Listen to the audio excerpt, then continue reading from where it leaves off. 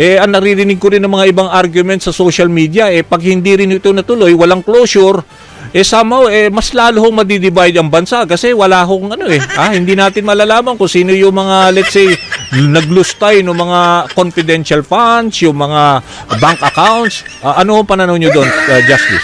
Yes, we are following constitutional process here, so nobody can complain. Alright. And then yung isa pang school of thought na medyo umiiral din ngayon, yung changing the rules of impeachment, syempre it should be within the purview ng Kongreso, hindi ho ng Korte Suprema. Somehow, di ba, ito yung na sinasabi nyo rin sa naririnig ko sa ilang mga programa na they changing the rules of the game. Dapat ito prospective, di ba? Yung sa susunod dapat i-apply, Justice? Yes, any change in doctrine must be prospective because there are certain acts that have been done already. Katulad nito, February 5, the House, He tried it. strictly following the Gutierrez and Francisco rulings, approved the transmission of the fourth complaint to the Senate. Sinunod nila. And today, binago ang rules. It cannot be made retroactive dahil at the time that the House transmitted the fourth complaint to the Senate, they followed the Constitution and the decisions of the Supreme Court. At ngayon ay makakausap natin via Zoom, walang iba kundi ang dating Supreme Court Justice ng Supreme Court at lead convener ng Sambayan Coalition, walang iba kundi si Justice Antonio Carpio. Good morning, Justice. Si Danny Buenafeo sa programang Kabayan. Good morning, Danny. Good morning to our viewers. Alright, maraming salamat, Justice. Unang-una, narinig ko na halos lahat ng mga argumento mula pa lang Miyerkules at saka narinig na rin natin yung mga ibang law professors, mga legal, di ba, luminary na tinatawag natin. Pero alam ko, nung nag-file nung Lunes ng motion for reconsideration ng House, na ang napaniwala namin ay drafted din ng Solicitor General's Office, alam ko the next day, nag-file din kayo, yung grupo nyo, yung Sambayan, yung omnibus motion for reconsideration, and you are asking for oral arguments as status quo ante order. Ano pinagkaiba ho? At yung baha, halos na rin, pareho lang din ho ng MR na isinalang din ho ng lower house? Yes, almost the same naman. May nagdi-differ lang kami sa mga explanations, pero the same remedy. We ask for we have to, of course, ask for permission to intervene dahil hindi naman kami original party. Yes. But we are asking for the Supreme Court to reconsider and to call for oral arguments. So yung doon ba sa original na MR na sinubmit ho nung Lunes, nabasa nyo rin ho ba yon, yung drafted by the Solicitor General's Office?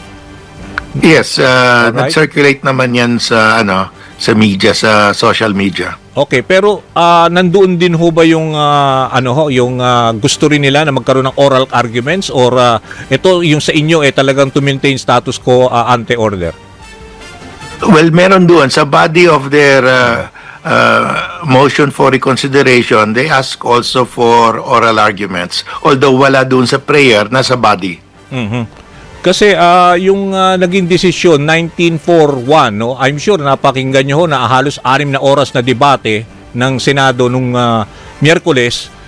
Ano ho ba ang palagay niyo? Kasi nakita ko rin sa isang statement na ina-attribute sa inyo, sinabi nyo this is better dahil at least makpo-prompt now, it will be prompting the Supreme Court to really act on the motion for reconsideration. Ibig sabihin, hindi pa talaga siya patay. Na ito ay pwede pa rin buhayin sa pamamagitan ng pag-archive.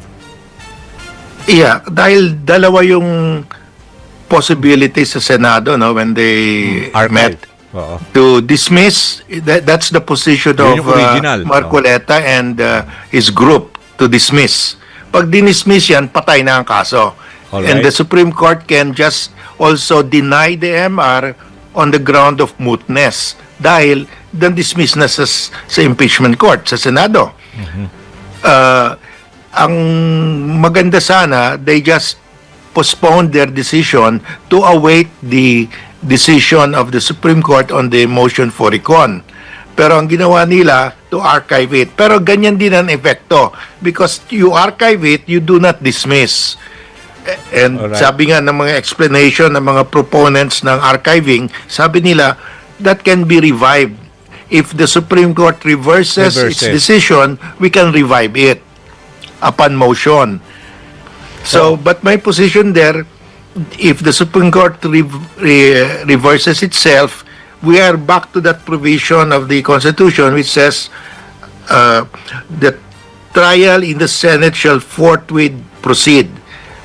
They are obligated to conduct the trial dahil if the Supreme Court will say the articles of impeachment are constitutional, then it's now their duty to conduct a trial. Wala na silang option but to conduct a trial. So, ibig sabihin, Justice, just in case, in the unlikely scenario na marami kasi nagsasabi mo kung mahirap bumaliktad dahil 13-0, kung sakali ma-reverse ang ruling, ang feeling nyo ho, dapat ho mag-convince sila as a impeachment court and then itutuloy na yung talagang impeachment trial? Yes, because babalik tayo doon sa provision ng Constitution. Yeah. Once there is a resolution signed by at least 1/3 of the members of the House, nakalagay, and I quote the Constitution, the trial in the Senate shall proceed forthwith. So, Alright. yun ang mag-govern. Wala silang obligado yung Senado dahil constitutional nga ang articles Huminto sila dahil sinabi ng, as of now, sabi ng Korte Suprema, it's not constitutional, it's unconstitutional. Pero pag binaliktad nila sarili nila, we are back to that provision, trial by the Senate shall forthwith proceed. Oo. If I may share lang, no, narinig ko rin kasi Senator Coco Pimentel kasi nagkaroon ng matagal na argumento yung debate tungkol do sa ano ang acceptable na term. Kasi 'di ba una gusto ni Senator Soto to table, 'di ba? Ang talagang effect noon maghintay din, parang ganon. Tapos ito ang naging sabi nga ni Senator Cayetano, for a lack of a better term, gusto nila i-archive. Narinig ko si Senator Coco, sabi niya, bakit hindi na lang nila siningit yung term na to defer para mas maintindihan ng lahat? Ano ang palagay nyo dun sa yung sabi lang ho ni Senator Coco Pimentel na mas maganda siguro kung to defer, mas naiintindihan lang lahat kahit hindi non-lawyers? Well, tama si Senator Coco that to defer, mas klaro. But Yes. the bottom line, the effect will be the same, hindi na-dismiss. Yung archive. Yeah, ang importante, hindi ma-dismiss dahil pag na-dismiss yan, there is a legal consequence. Magiging moot yung MR sa Supreme Court. Patay yun. Yes, oo. Pero yung worry lang kahapon, nung nakausap ko si Senador Ping Lacson, sabi niya, just in case lang, no, bumaliktad nga ang Supreme Court. At syempre, babawiin, no, ibubuhayin uli sa archive section yung articles of impeachment. Ang problema, baka daw magre-raise ng motion and then pipilitin ho ng Senado kahit na yung nagbaliktad yung Supreme Court na yung kanilang motion, yun sinasabi niya, kaya daw siya nag-abstain. Kasi yun ang ayaw niya. Kasi ibabalik daw niyo doon sa mga senador na bumoto ng mag-yes sila at pag-archive and then merong Supreme Court na overruling yung unang desisyon. Nakikita niyo ba yung ganung senaryo, Justice? Well, it could happen, no? Pero ang ano dyan, klaro, one, pag sinabi ng Korte Suprema, constitutional yung articles of impeachment, ang mag-apply yan, yung provision ng saligang batas, the trial in the Senate shall forthwith proceed. Yun, wala, obligado agad sila. Ngayon, pag bumoto sila na to deny the revival of the archive case, Pwedeng balikan. mag-akyatan yan. The prosecution will go to the Supreme Court and say, constitutional, bakit ayaw nila mag-trial? Constitutional Yes, oo. Pero based on your experience, Justice, dahil kayo ay naging bahagi ho ng dating Korte Suprema, ano ho ba ang chances na pwedeng ma-overturn? Based on ng mga sinabmit nyo, ng mga arguments, sasabi kasi ninyo, di ba may mga factual error na oversee. I will cite a case, 'di ba? Sabi ho ng Korte Suprema, hindi ho ito pinagbotohan sa plenary ng House. Isinampa nila itong articles of impeachment na didispute naman ng ABS-CBN dahil sila mismo yung ina-attribute na nag-report daw ang ABS na hindi dumaan sa plenary, pero sinabi na talagang dumaan sa plenary. So these are yung mga basic na may mga glaring na mga parang na oversee, kaya nga siguro na naging ito term na judicial overreach. Ito ho ba, tingin nyo may malaki din ang tsansa na talagang somehow mag-reverse ang decision ng Supreme Court? I think so dahil Oo. ang basis nila for saying that the fourth complaint is unconstitutional because there was no plenary approval, Yes. yung basis nila eh. Sabi Yes. nila, yung fourth complaint, unconstitutional yan. Walang approval ng plenary. Yes. May approval pala eh. So, therefore, nga. it's constitutional. Oo. So, dapat mag-reconsider sila because their ground in saying it's unconstitutional is that the plenary did not approve it. Yes. Tapos ngayon, 'di ba, nag-file nga nung Lunes ng MR ang House. And then the next day, nagbigay yata ng order na rin ang Supreme Court bago 'di ba, nag-convene ang Senado nung Wednesday na pasagutin si VP Sara. So ibig sabihin, this is a welcome development sa inyo dahil at least nandoon pa rin yung chance na somehow kinukonsider yung merits ng motion for reconsideration. Yes, that's a good development dahil tumatakbo, no? After Sara files her comment, then the House can also reply. Yes, oo. Justice, ito, importante rin kasi itong sinight ni SP Cheese sa kanyang, 'di ba, yung delivery niya, yung kanyang explanation ng vote. Parang isa kayo sa mga sinisisi niya somehow yung mga nagpo-push ng impeachment, kasama na raw sila former Chief Justices, sila Panganiban, si Puno, tapos si Justice Conchita Carpio Morales, kasi daw isa raw siya sa mga movement doon for the impeachment ni former Chief Justice Davide. Kaya ho lumabas daw itong case ng 'di ba? Itong sinasite lahat nila, Francisco case ruling on the 1-year ban. At that time ho yung position nyo parang nagbago na rin ngayon dahil it's aligned with your political interest. Yun yung parang parang pasaring niya during the yung kanyang pag-address nung Miyerkules.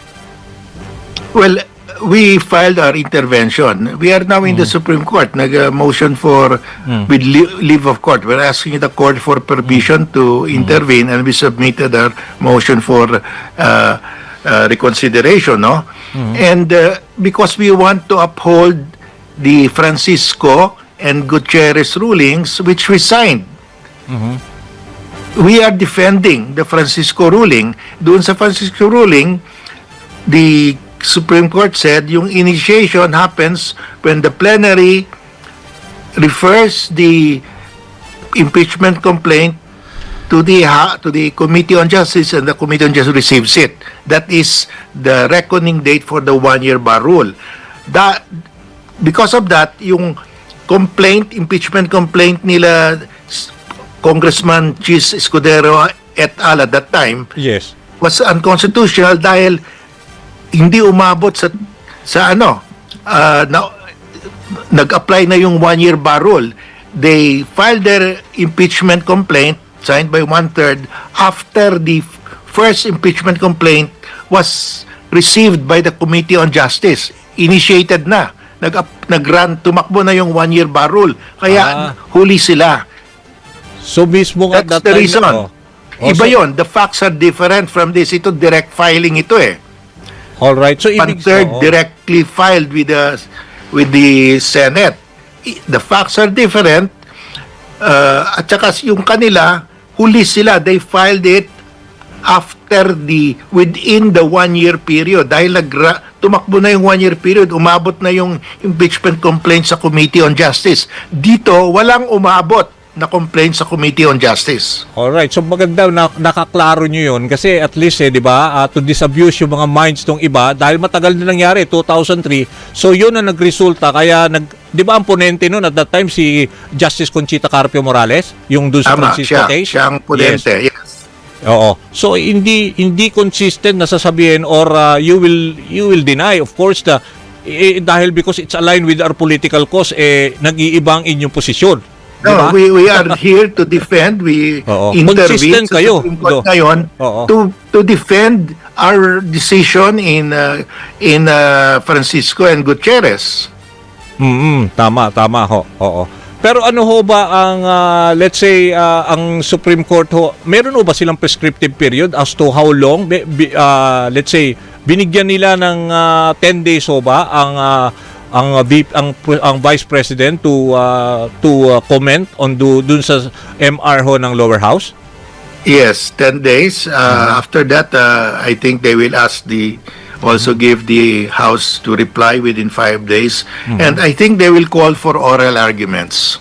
Malaki ho. Tingin nyo pag nag-call ng oral arguments, di malaking bagay ho para sa inyo na nagpo-push nitong matuloy itong impeachment at huwag maghintay ng February 6? Yes, I think this is so important. And we have very good grounds because, first of all, there are factual errors. So there Yes. should be oral arguments. All right. So at least very confident kayo na the Supreme Court will somehow yield to to change the result of the 13-0 na at least inaabangan na marami kasi if you're going to wait, ano ho ba nakikita nyo? Kasi ang unang argument naririnig ko lahat nung when they were defending yung yes vote. Sabi nila this is a very it's a political process na further dividing the nation, tapos we have to respect the Supreme Court. Ito naman hong pag-table or pag-archive hindi naman ninyo sinusuway ang Korte Suprema, di ba, Justice? Oo. Yes, we are following the process. Motions for recon are allowed. So interventions are allowed with approval of the court. So we're following the rules in accordance with the Constitution. So there's nothing wrong kahit na you want to defer it, di ba? Or archive it habang hinihintay kasi hindi naman naaabot siguro hanggang September 6 yung mag-decide yung Supreme Court, February 6 ang mag-decide yung Supreme Court uli. Well, hopefully hindi aabot ng ganyang katagal, no? Oo. So yung argument ko na it is parang somehow nagdi-divide parang divisive daw ho yung impeachment. Ang naririnig ko rin ng mga ibang argument sa social media pag hindi rin ito natuloy, walang closure, somehow mas lalo ho magdi-divide ang bansa kasi wala hong hindi natin malalaman kung sino yung mga let's say naglustay ng mga confidential funds, yung mga bank accounts. Ano ang pananaw niyo doon, Justice? Yes, we are following constitutional process here. So nobody can complain. All right. And then yung isa pang school of thought na medyo umiiral din ngayon, yung changing the rules of impeachment, syempre it should be within the purview ng Kongreso, hindi ho ng Korte Suprema. Somehow, di ba, ito yung na sinasabi nyo rin sa naririnig ko sa ilang mga programa na they changing the rules of the game, dapat ito prospective, di ba? Yung sa susunod dapat i-apply, Justice? Oh. Yes, any change in doctrine must be prospective because there are certain acts that have been done already. Katulad nito, February 5, the House, strictly following the Gutierrez and the Francisco rulings, approved the transmission of the fourth complaint to the Senate. Sinunod nila. And today, binago ang rules. It cannot be made retroactive dahil at the time that the House transmitted the fourth complaint to the Senate, they followed the Constitution and the decisions of the Supreme Court. He tried it.